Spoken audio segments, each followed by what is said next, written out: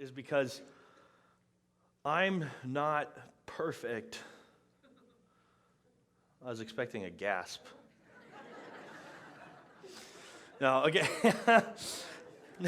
Now, Sunday mornings, okay, you guys come here because you want an opportunity to worship God, or you're coming because you want to learn a little bit more about what He has to offer.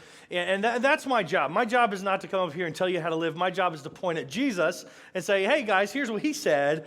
We should all do that. But at the same time, I stand up here and I'm preaching things that sometimes, alarmingly in my mind, I am really bad at.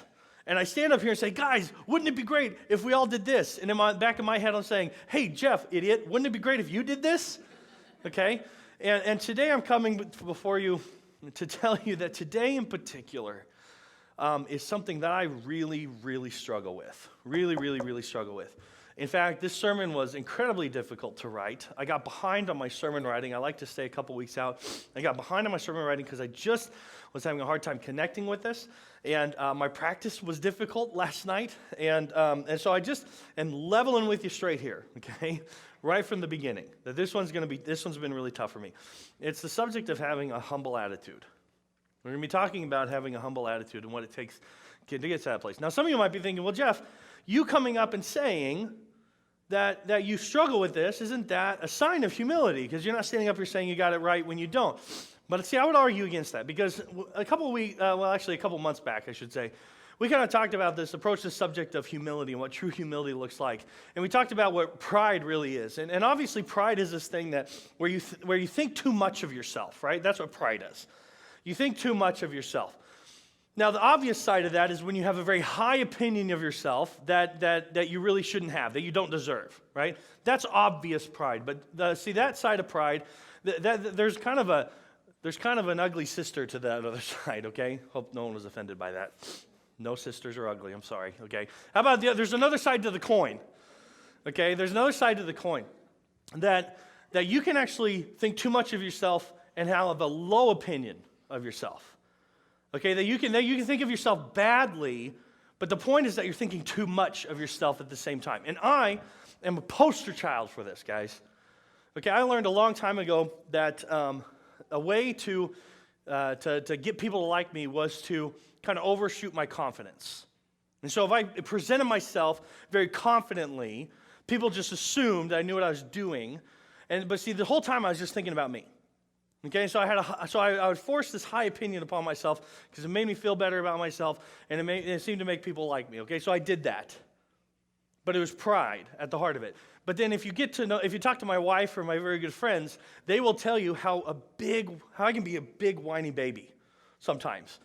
Like, I'm the worst. I'm just awful. I can't do anything right. And I go there. I go back and forth in this way. But at the heart of it still is this pride issue.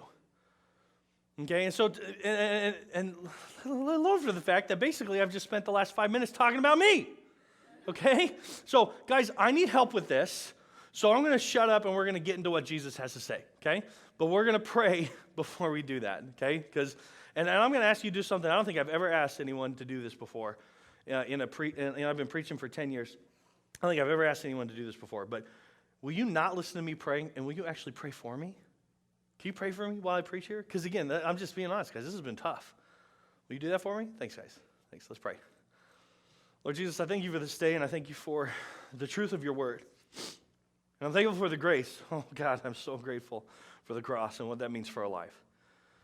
I'm so grateful for how it comes in, it transforms our lives. And God, even when we really struggle with certain changes, God, that your cross covers us with your grace. And that even though we're not perfect, God, you love us and you care about us. And God, so many of the things that you call us to, it's for our sake as much as it is for anyone else. And so, Father, as we dig into your word today, I pray that every heart and mind would be open, God, that we would all hear and see the example of your Son, Jesus. Help us to gain his perspective. And I pray that we would revel, that we would enjoy and commit to being exalted and glorified through your Son. Jesus, change us from the inside out. We need you so badly. It's in your name that we pray. Amen. If you have your Bibles, we're going to be in Luke 14 for a few weeks here now.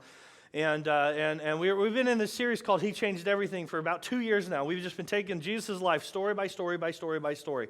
And when He changes someone's perspective on something, when He changes how we should view God or how we should view others or how we should view ourselves, how we should treat others, how we should live, anytime He changes something, whether that's us as like 21st century Americans or whether that was them, first century Jews, right? We take a moment and we stop and we look at how Jesus has changed things, okay? And so we've been in this story of Jesus for a long time, and today we're going to be looking at how true humility comes from having the perspective of Christ, but also receiving the exaltation of Christ. Now, if you think about that for a moment, that seems kind of backwards thinking. If someone has an issue with pride, why would you exalt them, right? If someone has an issue with pride, why would you glorify them or honor them? Okay, but that true humility comes from receiving that from Jesus, and it'll make sense. It'll make sense as we dig in. So why don't we start that in Luke 14, verse 1. On Sabbath, when Jesus went to eat in the house of a prominent Pharisee. Now, prominent Pharisee, the way that it's written in the Greek there gives us that this person was a leader, and very potentially, at least the commentators that I was reading said that this guy is probably in the Sanhedrin. Now, the Sanhedrin was this council that was in charge of so much.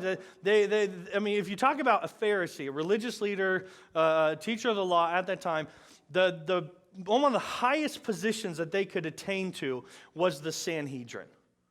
Okay, these guys made decisions for the whole Jewish community. They had political power. I mean, this is about as high as you can get. So when they say prominent Pharisee, it's a good chance that's who this guy was. He was probably on the Sanhedrin. Now, he's a prominent Pharisee, and Jesus, it says, he was being carefully watched because there was a man in front of him who was suffering from abnormal swelling of his body. So he was bloated. Okay, he was bloated. He was retaining water, and so he. So you could look at this guy and tell something was wrong with him. Jesus asked the Pharisees and the experts in the law, is it lawful to heal on the Sabbath or not? But they remained silent. So taking hold of the man, he healed him and sent him on his way. And then he asked them, if one of you has a child or an ox that falls into a well on the Sabbath day, will you not immediately pull it out? And again, they had nothing to say. Now, we've kind of already covered this. All of our sermons are online, and if you're interested, you can go back and check those out. But the Sabbath day was a day of rest. It was on Saturday, and it was a day where no one was supposed to do anything. And so that included, according to the oral traditions of the Pharisees, that meant healing. Now, you could save a life, but if you broke a bone, they wouldn't set it until the next day. Okay, now in the law of Moses. Okay, that's where Sabbath rest came from. Okay, so there's this core of that you should rest on the Sabbath day. However, what the Pharisees and the teachers of the law had done was that they had kind of created like this barrier around the law of extra rules. It was called the oral traditions. Okay, and they said that it came from Moses. It's just that Moses never wrote these laws down. He just passed it along orally, which is how they would used to pass on histories before they wrote stuff down. Oral history was a very actually effective way of maintaining your history in that way. So they said Moses wrote down the law, but then there was more laws that he passed down orally. And so these laws, the Pharisees would say, were just as important as the law. But see, what they had done was they had extended all these rules to just a ridiculous proportion. And see, what Jesus has done is he's caught them in this moment. Again, we've already talked about this, so we're not going to spend too much time on it. But basically he says, is it lawful to heal on the Sabbath? Now, if they said yes, it is lawful to heal on the Sabbath, okay, they would show the glaring contradictions between their oral traditions and the law of Moses, who had nothing to do about this kind of healing. Okay, there's nothing in the law of Moses that said Jesus couldn't heal this guy. It was their oral tradition. So if they said, yes, it's lawful, and they said, it's not lawful, right? If they said, no, it's not lawful, I got those two mixed up. No, it's not lawful. They would show the glaring contradictions. But if they said, yes, it is lawful for you to heal on the Sabbath day, then they would have just given Jesus permission to break their oral tradition. And they hated the guy. See, Jesus was a threat to their way of life. Jesus came in and he was breaking all these oral traditions that the Pharisees and the teachers of the law used to keep hold of the people and keep control of the people, and they benefited from these traditions in a major way. Okay, and so Jesus kind of got them in the catch-22 here. But see, that's not really what I want to talk about. Again, you can go back and you can talk about you can look at the sermon where Jesus heals on the Sabbath, and the leader of the Sanhedrin the leader of the synagogue comes in and says, hey, no more healing today, and he was indignant and all that, and some of you might remember that. But today what I want to look at is this idea of perspective. Okay, I want to look at the differences between the perspectives of the Pharisees and Jesus' perspective. Because perspective is important, right? The way you see things, the way you understand things to be, is important because you will make decisions on how you view something, how you understand something. And the way you make decisions affects the way that you live and the way that you act in everyday life. So your perspective is important. And this is important because our perspectives, guys, whether you want to believe this or not, no one has a clear perspective on everything perfectly. Your perspective can be messed with. And to give you an example, I got a video to show you. Look at this. This is just mind-blowing.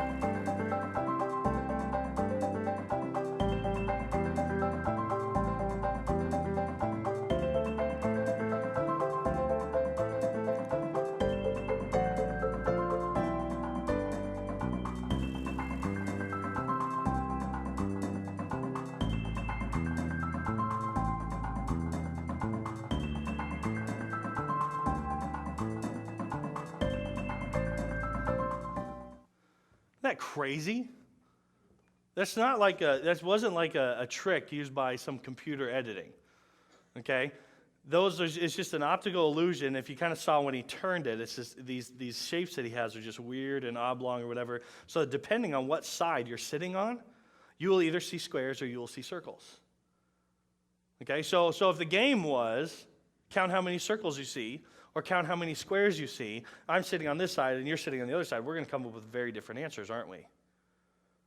Now, when it comes to life, you and your perspective, guys, your perspective was created by the way that you grew up, by the type of people who raised you, by the type of circumstances. So whether you were raised rich or you were raised poor, that changes your perspective on things. Okay, whether you were in a home that had two parents or one parent or no parents, that changes your perspective on things. If you face some sort of crisis in life early on or later on, that changes your perspective on things. You got to recognize that just because you see something a certain way doesn't make it the truth. Okay, and so we got to recognize that the only one who genuinely has true perspective on anything is God. Okay, and so let's look at this for a moment. So let's look at the Pharisees' perspective on the situation, right? They come into the room, and they see Jesus. They're sitting down for dinner, and notice what it says that they're watching Jesus carefully.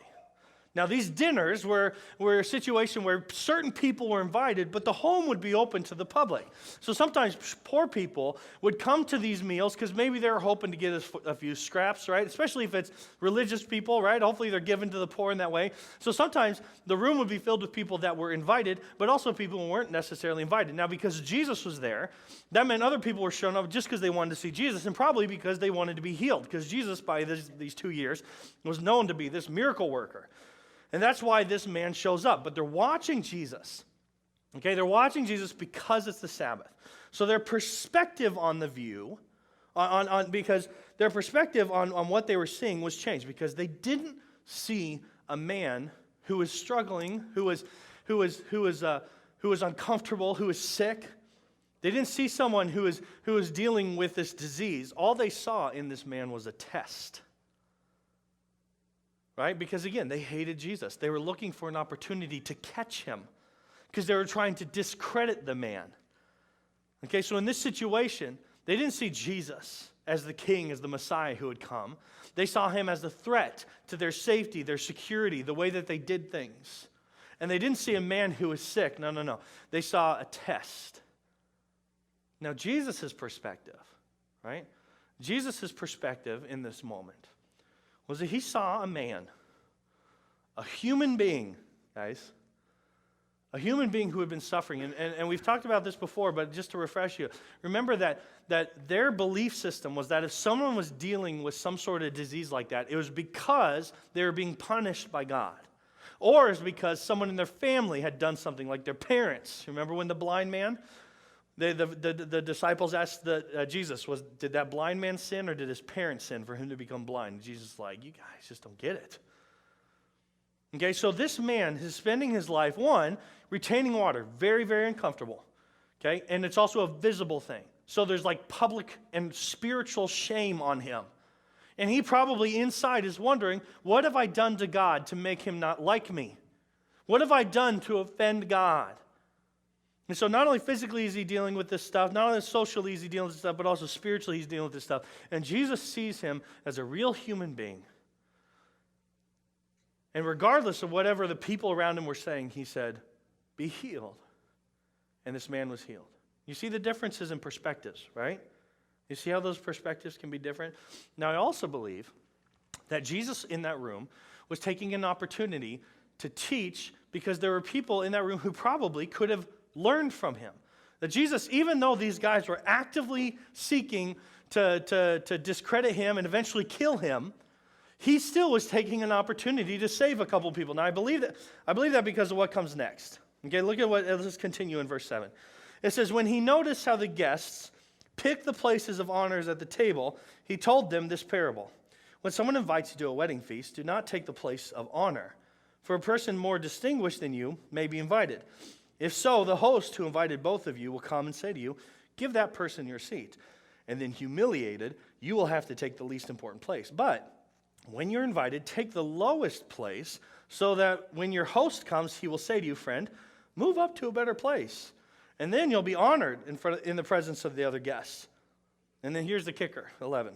For all those who exalt themselves will be humbled, and those who humble themselves will be exalted. Now, this would not be new teaching to these Pharisees and the teachers of the law. What Jesus is saying here is something that was written down.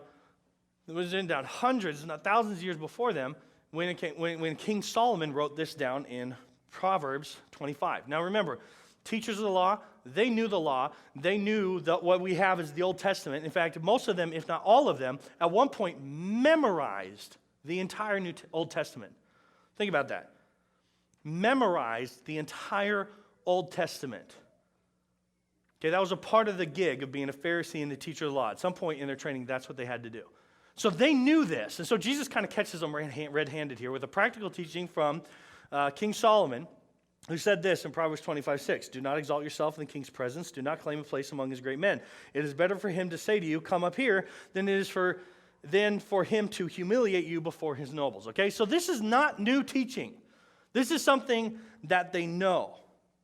Okay, now again, let's talk about perspective here for a second, okay? What did the Pharisees see? When someone was invited into a house like this, typically, especially at a prominent Pharisee's home like this, the table would kind of form like this U shape or this horseshoe shape, and the person who was the host of the event would sit at the top. Okay, so the closer you got to the middle, okay, the more honored position you would have. Okay, and so the Pharisees are seeing this situation thinking, okay, this is an opportunity to get close to someone who has power. This is an opportunity to be close to someone who has influence.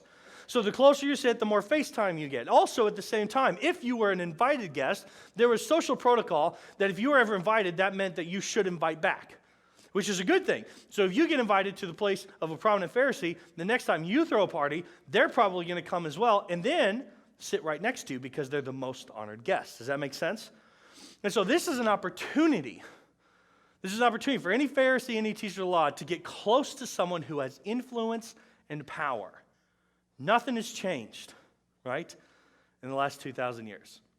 We play these same games. Okay, how often? How often is it more who you know than what you know? How often have you seen that happen? How infuriating can that be? Or, let's be honest, how wonderful has that been for you? I am in a place I don't deserve. Yay, because I know someone.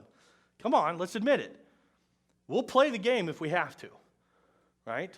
Nothing's changed. It's so easy to throw these guys under a bus and be like, well, those Pharisees and teachers of the law, we would never live like that. Whatever, dude. Whatever. No. We play these games, okay? Especially, so that one of influence and power, we play those games. But on top of that, guys, on top of that, we like to be honored. Can I say that again? We like to be honored. You might be thinking, well, no, Jeff, I don't seek that out. Listen, again, whatever, dude. Let's say you come up with something at your work that makes your business or whatever it is you're working at very successful and starts making them extra money or whatever, and then your manager/boss is the one who receives the reward when it was your idea. How are you going to handle that situation, Christian? You're going to handle it like a human being. Excuse me, hello, that was my idea. Where's my bonus? Where's my where's my plaque? You are going, come on, let's just say, can we just admit that this is something that we do? And again, I've already used myself as the bad example in this moment, so I'll do it again. I got to get something off my chest. I've already mentioned before that I can be prideful, right? I'm also very competitive. And there's something that happened that we need to talk about. A few months back, we had this thing called Trunk or Treat. You guys remember this? We had Trunk or Treat. And we were trying to get as many people as we could to sign up, so we thought we'd have some fun and have a game. So I went to the Ice Capade, the ice downtown thing that they do when they have the sculptures and stuff. I remember going there, and they gave us these tokens. They said, vote on your favorite one, right? And so I was like, well, we should do that.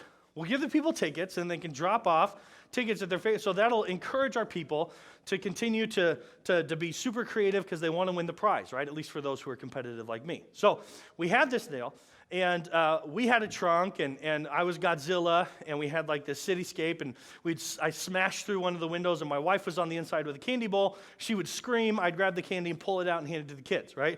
A lot of kids, well, some of them got scared, but most of them thought it was hilarious. Right? Most of them thought it was really, really funny, right? Now, the Riggin family, are the Riggins here at this service? I'm going to make, yeah, there. Okay, Ethan. The Riggin family won. Okay, they had a great superhero. Really, really awesome. It was big, it was wide, and the kids were all dressed up and involved. It was awesome. But here's the deal, guys. We had the most tickets. And I had to stand up here and lie and tell people that the Riggins won when we had way more tickets than they did. And Mandy was like, when they were doing the count, Mandy's like, well, I don't think it's really appropriate for the staff member to win the thing, okay? So it's like, okay, that's fine.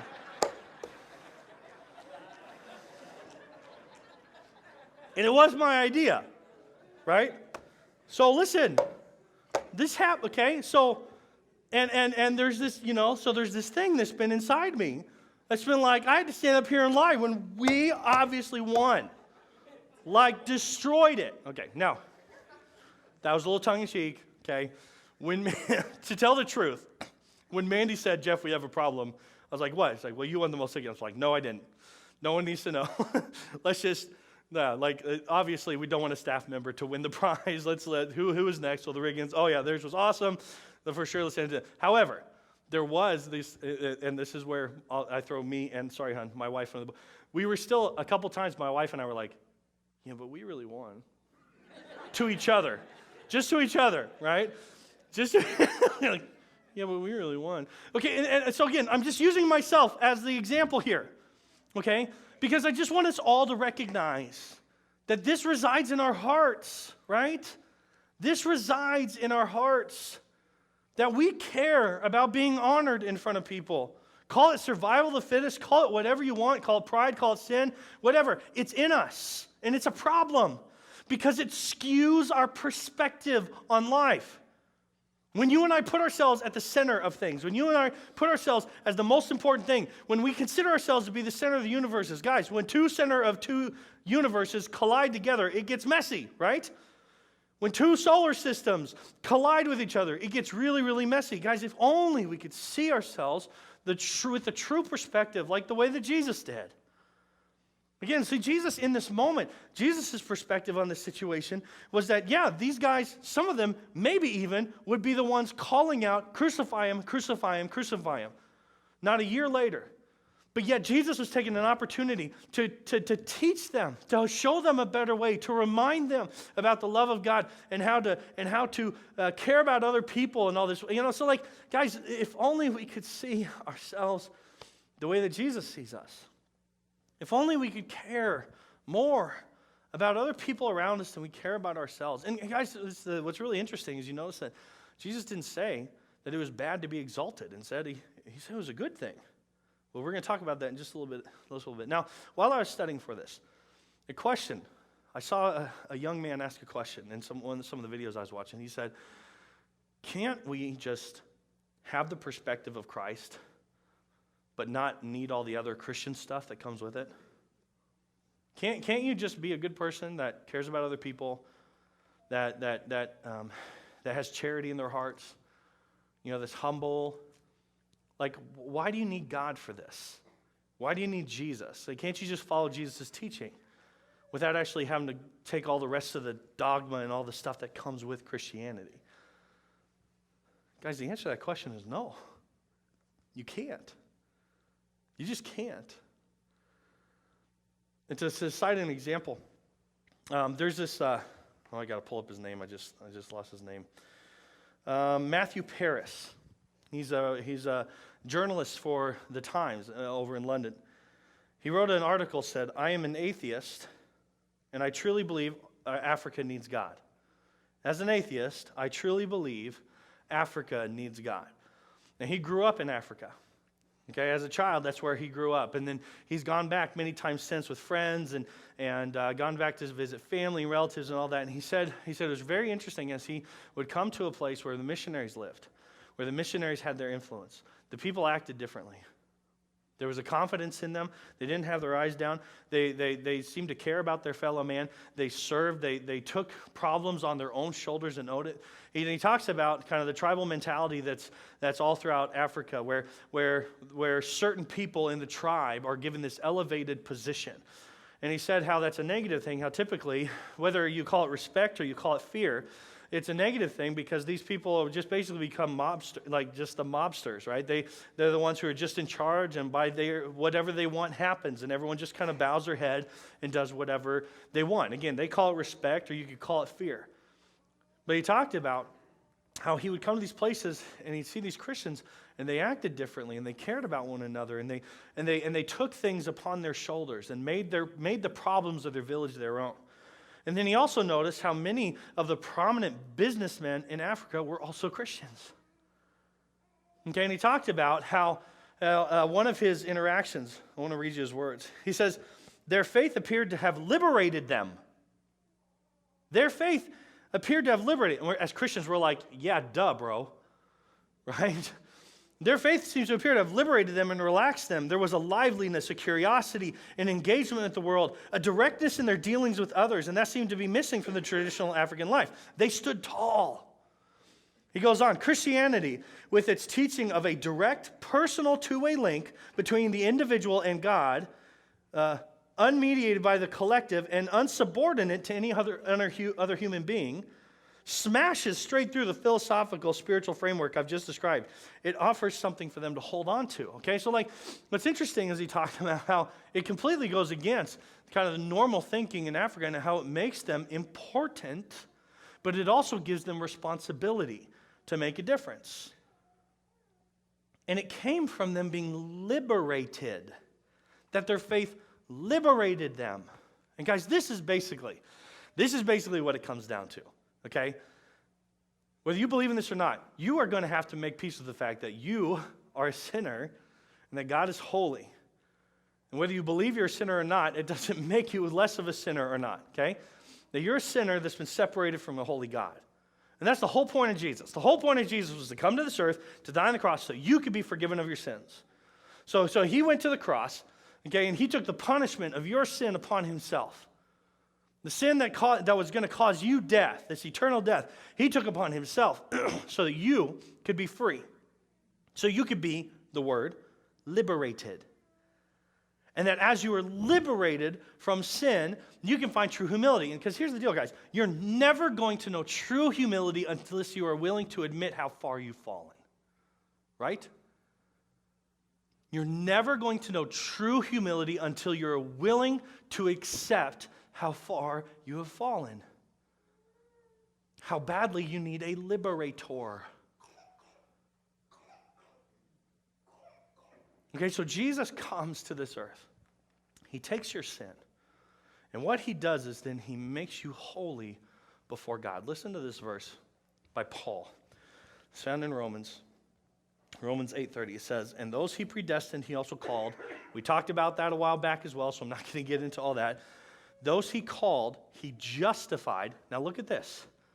Because of the forgiveness of sins, he justified us. And those he justified, he also glorified. He also glorified. Now again, if you're trying to make someone humble, typically I've noticed people don't handle being glorified very well, right? When people are really put up on a stage, typically they don't handle it very well, okay? But see, what he did is that through his blood, he justified you and therefore glorified you. Okay, so we know you shouldn't live for yourself. Obvious. Right? This shouldn't be about. But you shouldn't necessarily be only about other people. Okay? Because that kind of goes against what Jesus was teaching. He said, listen, humble yourself so someone else can exalt you and honor you. He's not saying don't be honored. He's not saying don't be exalted. Just don't exalt yourself. And so the focus is to put your focus on God. Because as you see God clearly, you see yourself clearly. And as you see yourself clearly, you don't think too much of yourself in a good way or in a bad way. You just know who you are. And a person who just knows who they are can receive honor without it going to their heads. Because you have been chosen by this God. You have been made sons and daughters of a Most High King. And guess what? If a prince or a princess were to be in here, we would honor them. Not necessarily because they're some super special, awesome person, but because of who they're related to. Okay? And you, church, have been glorified through the blood of Jesus Christ and being made sons and daughters of the Most High King. Therefore, you deserve to be honored, but not because of anything you've done, but because of what he did. So therefore, you can be honored and yet still remain humble. Does that make sense? Okay, so what does this look like in everyday life? I got to go. I'm over time. I'm sorry. I got to make this real fast, real quick. At work, at home, at play, with friends, in your own mind, this is what you need to do. Here's the answer. 1 Peter. Peter, by the way, probably one of the most least humble of all of the disciples. This is what he said. Humble yourselves, therefore, under God's mighty hand, that he may lift you up in due time. At work, don't seek the glory for yourself. Have God's perspective on work, which is what's God's perspective on work? You work for him, not for anyone else. So you put your 110% in there simply because you're working for him, not for anyone else. Okay, so you work really, really hard, you serve, you love, you put others before yourself, and you let someone else exalt you, you let God exalt you in due time. You can try to force your way up that ladder, and we live in a world that might seem like they don't appreciate people who serve other people in that way, but again, the world is changing. Okay, these millennials are going to blow your minds in some good ways and some bad ways, okay? But they see it. They don't care about position, they don't care about that, they care about the work, they care about if things are actually making a difference. They don't want to play those stupid games, corporate games anymore. The world is changing. Okay? And I believe the gospel will flourish if we live this way.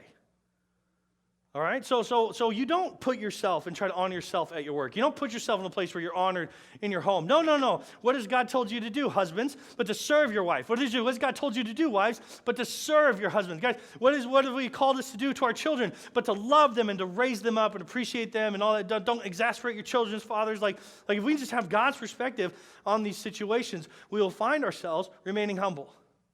So what do? 1, you got to get to know your Bible really, really well. Be reading your Bible. 2, give yourself an opportunity to serve over and over and over again. Come here, we can help you serve here. Last week I had 5 people take me up on my offer to go out with coffee with me. Okay, 5 people, I had probably 100 people who need to do this. So the offer's still on the table. You want to learn how you can serve, how you can make a difference, how you can give who you are? I want to help you do that. Okay? Service is a great way to humble yourself. Let's pray. Lord Jesus, I thank you for your word. I thank you for this day. I thank you for how you change our lives from the inside out. Father, I pray in all things you be glorified in and through our lives. Help us, Father, to see from your perspective. Help us to see ourselves for who we truly are, as sinners in need of a Savior, as people in need to serve and love other people.